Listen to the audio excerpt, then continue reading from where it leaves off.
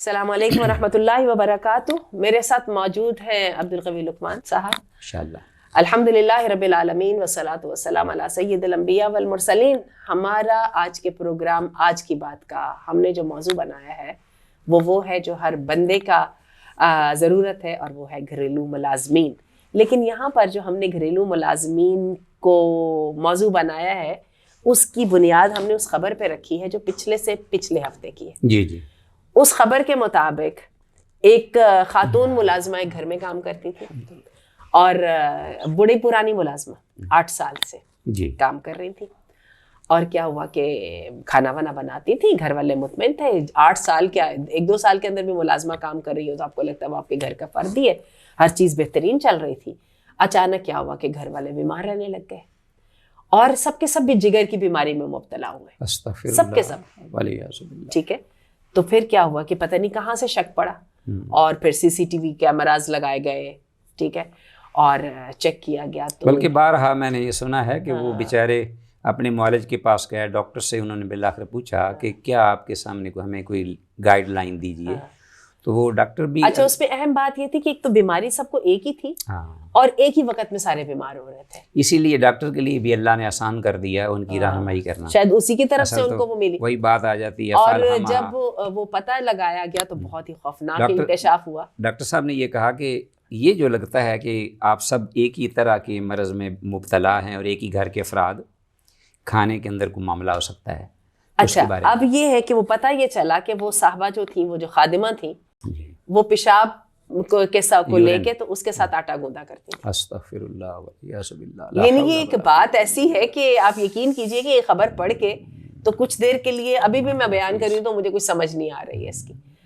اچھا، یہ جو بات ہے نا، اس سے پہلے میں آپ کو بتاؤں، ایک کچھ عرصہ پہلے انڈیا کے اندر بھی ایک اسی طرح سے کیس پکڑا گیا تھا، اور اس میں وہ جو خادمہ ہے وہ اسی طرح کے غلاظت وغیرہ جو ہے نا، ہیومن فیسز وغیرہ، وہ جو ہے وہ کھانے کے اندر ملاتی تھی. ٹھیک.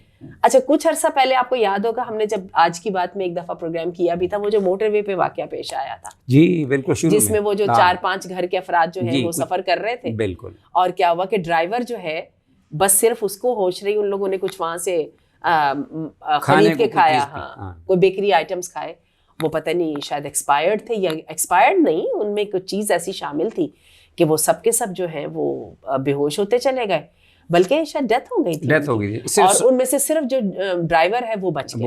اور اس نے پھر بعد میں بتایا کہ ہم نے جو ہے نا وہ بیکری کے آئٹمس لے کے کھائے تھے. اچھا، اس کے ساتھ چلیے بہرحال چونکہ آج ہمارا موضوع جو ہے وہ گھریلو ملازمین ہے. بالکل. آپ کو میں بتاؤں، کچھ عرصہ پہلے ایک اور بھی خبر آئی تھی اور بڑی تکلیف دہ تھی کہ اس میں ایک بچی تھی. گھر میں بچوں کو سنبھالنے کے لیے لوگ بچے وغیرہ رکھتے ہیں. اس بچی نے کیا کام کیا، یہ شاید ملازمہ تھی، یہ اچھی عمر کی ہوگی.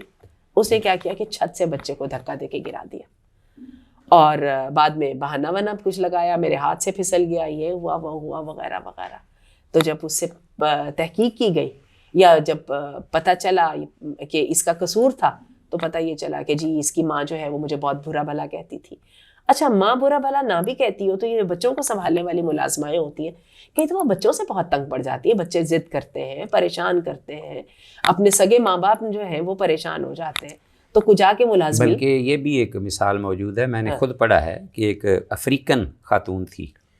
تو بچہ کوئی بیمار تھا یا اس کو تکلیف تھی، پیٹ میں کوئی درد، بسا اوقات پتہ نہیں چلتا، تو وہ بیچارہ بتانے سے تو قاصر روئے جا رہا ہے حتیٰ کہ وہ ایک پورا دن رویا، پھر رات کو بھی رویا. وہ بالآخر ماں تھی، پہلے بہلاتی رہی، اس کو کچھ دیتی رہی، لیکن پھر تنگ آ گئی. وہ اتنا تنگ آئی، اتنی کہ اس کو تیش آ گیا، غصہ، اور غصے میں اس نے اپنے بچے کی گردن دبا دی. یعنی یہاں تک یہ معاملہ بھی ہوا ہے. ایک سگی ماں سے بھی اگر یہ کام ہو سکتا تو کچھ آ کے ملازمین. چلیے ہم اپنے موضوع پر واپس آتے ہیں کہ پیشاب کے ساتھ وہ آٹا گوندا کرتی تھی، اور پھر بہرحال پھر انہوں نے جب پکڑ لیا تو پھر تحقیق ہوئی تو پتہ یہ چلا کہ اس کو گھر والوں پہ بہت غصہ آتا تھا. ایک تو وہ نکتہ چینی کرتے تھے. بالکل ٹھیک ہے.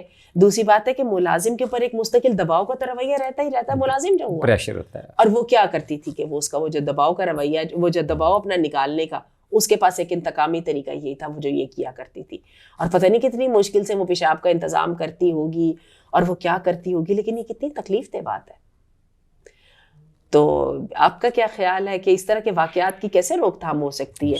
کیونکہ ملازمین تو ضرورت ہے نا. اور آپ ہر ایک کے اوپر 24 گھنٹے کی نگرانی بھی نہیں کر سکتے، تو پھر کیا کیا جا سکتا ہے؟ الحمدللہ وحدہ والصلاۃ والسلام علی من لا نبی بعدہ۔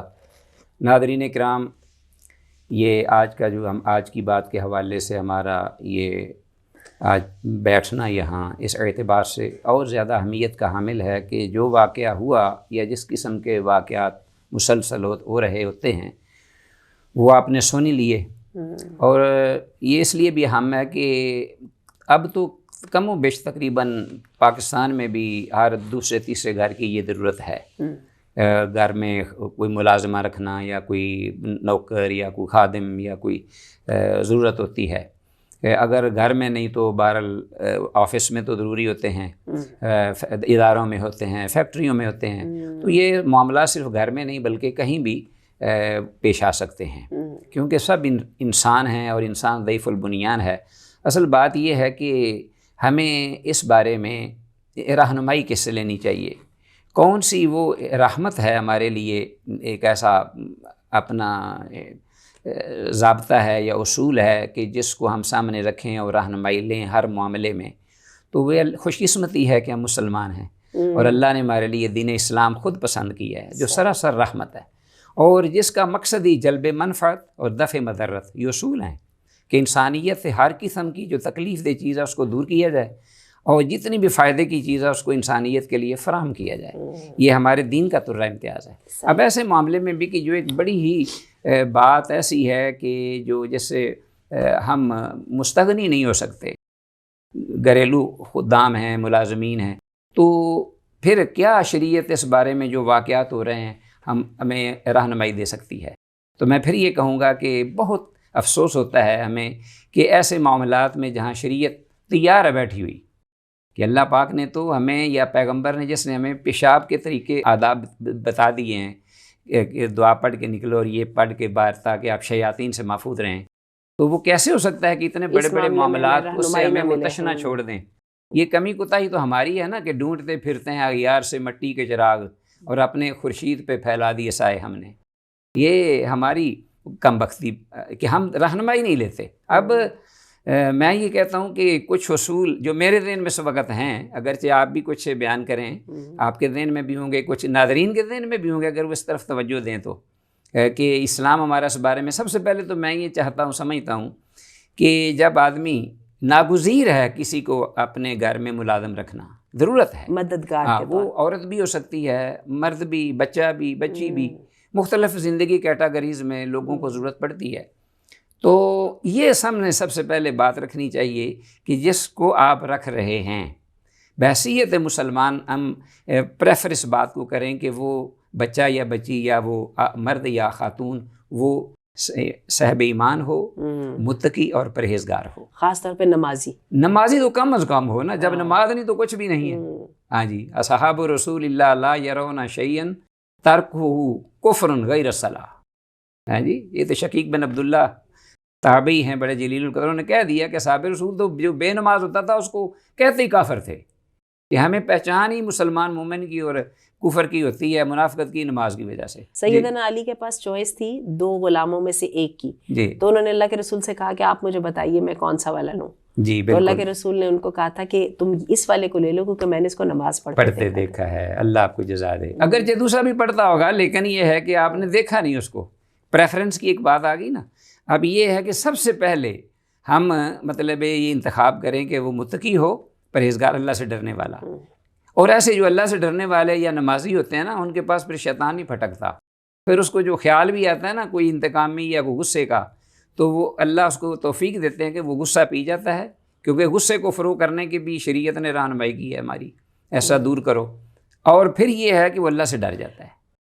اچھا، اس میں ایک اور بات ہے، یہ تو آپ نے کہہ دیا کہ نمازی ہو، اچھے کردار کا ہو، ایمان کو اہمیت دیتا ہو۔ اچھا، پھر اس کے ساتھ میرا یہ خیال ہے کہ جیسے ہم اپنے بچوں کو ہر وقت نصیحت کرتے ہیں، ٹھیک ہے، اور اسی طرح سے کر کے ہمیں ملازمین کے ساتھ بھی بیٹھنا چاہیے اور ان کے ساتھ مختلف قسم کے سیشنز رکھنے چاہیے جس میں ان کو اللہ سے ڈرایا جائے، ان کی نصیحت کی جائے، اس کے ساتھ یہ ہوتا ہے کہ لازماً اثر ہوتا ہے۔ بارک اللہ فیکم۔ یہ تو کسی بھی وقت ہم اس سے نہ مستغنی ہیں، نہ ہم اس سے اپنا الگ رہ سکتے ہیں کہ کوئی بھی تو آپ کے سامنے ہے، کوئی ملازم ہے یا کوئی دوسرا ہے، وہ بچہ ہے یا کوئی غیر ہے، تو اس کو آپ نصیحت کرتے رہیے، فَإِنَّ الذِّكْرَىٰ تَنفَعُ الْمُؤْمِنِينَ، ساتھ ساتھ اس کو ریپیٹ کرو تو تاکہ یاد دہانی ہوتی رہے اس کو۔ اور دوسری ایک اور بات مجھے ذہن میں آئی ہے ابو سعید خدری رضی اللہ عنہ سے، بڑی پیاری، ہمیں ان چیزوں کے انتخاب کے وقت اگر یہ چیزیں ہم سامنے رکھیں گے، آپ صلی اللہ علیہ وسلم نے یہ بات فرمائی، لا یصاحبک الا مومن، کہ تیرا ساتھی مومن ہی ہو، صاحب ایمان۔ اگرچہ دوسرے کے ساتھ بھی آپ کر سکتے ہیں معاملہ، بیٹھ سکتے ہیں، اس کے ساتھ کاروبار کر سکتے ہیں، لیکن پریفرنس جو ہے نا وہ شریعت کی یہی ہے کہ جب آپ ایسے حساس معاملے ہیں گھریلو، اور آپ کے بچے ہیں، بہن، خواتین ہیں، آپ کے ساری املاک ہیں، پراپرٹیز ہیں، ساری چیزیں، راز نیاز ہیں سارے، تو آپ ایک شخص کو مطلب گھر رکھ رہے ہیں، ہر چیز ان سے پردہ اٹھے گا تو کام کرے گا نا، ہماری مجبوری بھی ہوتی ہے۔ اور ایک میں کہ ولا یا کل طعامک کے الفاظ ہیں جیسے الا تقیٌ، کہ تیرا کھانا بھی تقی متقی کھائے، یا تو بھی جب کھانا کھانے بیٹھے تو متقی پرہیزگاروں کوشش یہ کریں اور یہ تیرا کھانا وہ کھائے۔ اب ملازمین گھر، انہوں نے کھانا بھی کھانا ہے، انہوں نے آپ کے ساتھ رہنا بھی ہے، آپ کے بستر بچھونوں تک وہ جائیں گے۔ تو اس لیے میں ناظرین کرام سے یہ خود اپنے آپ کو بھی نصیحت کروں گا کہ ہمیں سب سے پہلے ان چیزوں کو سامنے رکھنا چاہیے کہ وہ صاحب ایمان ہو، لڑکا ہو یا لڑکی، اور متقی اور پرہیزگار ہو۔ اور ایک اور میں بات یہ سمجھتی ہوں کہ یہ ٹھیک ہے کہ آپ کو ملازم کی ضرورت ہے اور آپ کو مددگار چاہیے، اور یہ بھی ٹھیک ہے کہ آپ 24 گھنٹے کسی کے سر پہ سوار نہیں رہ سکتے، بالکل، لیکن اس کے بھی باوجود جو آپ کے کی پوائنٹس ہیں، بالکل، ان کے اوپر آپ کی نگرانی ہونی چاہیے۔ اور یہ آج کل کے دور میں تو وہ جیسے CCTV کیمراز ہوتے ہیں، یا بہت سارے طریقے کیے جا سکتے ہیں، اور خاص طور پہ آپ کے گھر میں ایسی جگہ جہاں پہ آپ کی املاک وغیرہ پڑی ہیں، جہاں تک ایکسیس صرف آپ ہی کی ہونی چاہیے، ملازم کی نہیں ہونی چاہیے۔ اصل میں ہم یہ کرتے ہیں کہ بسا اوقات بہت زیادہ اعتماد کر بیٹھتے ہیں، جیسے یہ وہ آسان لگتا ہے اعتماد کرنا، جیسے یہ واقعہ ہے، وہ خود کہتے ہیں گھر والے کہ ہم تو تصور بھی نہیں کر سکتے تھے اس کی ظاہری جو ہمارے ساتھ طرز عمل تھا یا زندگی کا، اور 8 سال سے، بلکہ اس نے یہ بھی کہا کہ ایک دفعہ میں نے چوری بھی کی ہے، اور آپ کو پتہ نہیں یاد ہے کہ نہیں۔ پھر انہوں نے یاد کیا کہ واقعی بہت زیادہ بڑی سی چوری ہوئی تھی، بڑی چوری تھی، لیکن وہ اتنا اعتماد تھا کہ اس کے اوپر انہوں نے متوجہ نہیں۔ اب اس حد تک جب معاملہ ہو جاتا ہے تو شریعت یہ ہمیں حکم نہیں دیتی، بلکہ اپنے جو خاص آنکھیں بند کر کے بیٹھ گھر کے کچھ افراد، گھر کا سربراہ اپنے خاص، اب اپنی بیوی سے بڑھ کر جو ہننا لباس اللہ کو وانتم لباس اللہ ہن، لیکن اگر مصلحت سمجھے، بیوی اور میاں دونوں اگر مصلحت سمجھیں تو کچھ چیزیں ایسی جو راز میں رکھی جا سکتی ہیں، وہ صرف اس لیے نہیں رکھی کرنا کہ آپ کو اس پہ پیار نہیں یا الفت نہیں یا لگاؤ نہیں یا محبت نہیں، بعض اوقات ایسی چیزیں ہیں، ہر انسان کی زندگی میں کچھ پرائیویٹ گوشے ہوتے ہیں، پرائیویٹ گوشے ہیں، ان کو رکھنا چاہیے راز میں، چاہے جائے کہ ہم اولاد سے بہت کچھ ہے جو ہم نے رکھنی ہوتی ہے مخفی چیزیں، تاکہ اولاد کا ایک دوسرے پر کوئی منفی اثر نہ یا مثبت منفی اثر جو ہے وہ ختم نہ ہو۔ تو یہ چیزیں بھی ضروری ہیں، ان کو سامنے رکھنا چاہیے۔ اور دوسری بات وہی بات ہے جو ابھی آپ نے کہی نا کہ ایک حد سے زیادہ اعتماد کر لینا، جی میرے پاس 8 سال سے بندہ ہے تو اس میں خرابی ہوگی ہی نہیں۔ بالکل، آپ اپنی اولاد کے بارے میں بھی دیکھیں، گارنٹی نہیں دے سکتے، بالکل نہیں دے سکتے، چوریاں ہوتی ہیں، بالکل۔ اور کیا آپ کا خیال، آپ کے بچے جو پچھلے دنوں یہ ہمارے کچھ فیملیئر ہی تھے، ان کی بڑی تذکو احتشام سے شادی ہوئی، ان کا بچہ بارش، اور خود بھی، وہ خاندان بھی اچھا تھا، تو جناب وہ ہم بھی شامل ہوئے اس میں، تو بڑی ہم نے دعائیں بھی کیں اور بڑا ہم نے اس بعض چیزوں پہ رشک بھی کیا۔ بعد میں کوئی ابھی ہمیں پتہ چلا کہ وہ اچانک جب وہ آئی نا دوسری مرتبہ اپنا بیوی اس کی گھر میں، تو بعض دفعہ بعد میں پتہ چلا اس بات کا کہ وہ لوگ انہوں نے تو اس کو مخفی رکھا، بیچاروں نے سلجھاتے رہے معاملہ۔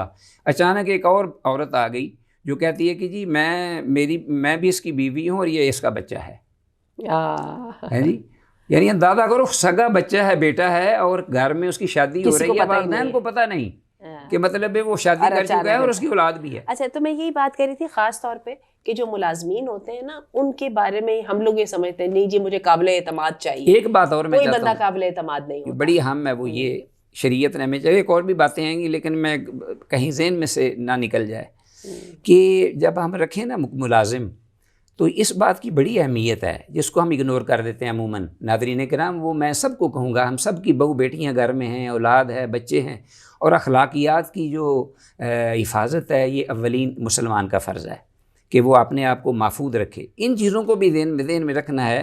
کوشش یہ کیا کریں کوئی ایجڈ مرد یا عورت ہو، سمجھدار ہو اور متقی پرہیزگار ہو۔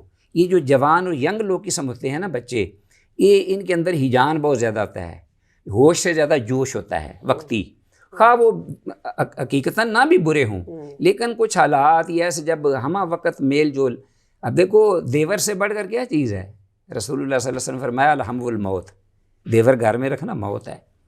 تو اس لیے لا یخلفن رجل بامرأۃ الا کان ثالثہما الشیطان، مرد اور عورت دونوں اگر، یعنی آپ کے خیال میں کہ حجاب کے جو ہے نا حجاب کے تقاضے، اگر وہ جوان اولاد ہے، وہ بچی جوان ہے جو ملازمہ ہے گھر کی، یا بچہ گھر میں جوان ہے اور آپ کی گھر کی خواتین جو ہیں وہ جوان ہیں، ان کا فاصلہ ہونا چاہیے. ہر وقت ایسے واقعات سنتے ہیں، واقعات ایک نہیں، آپ آج بھی سن لیں.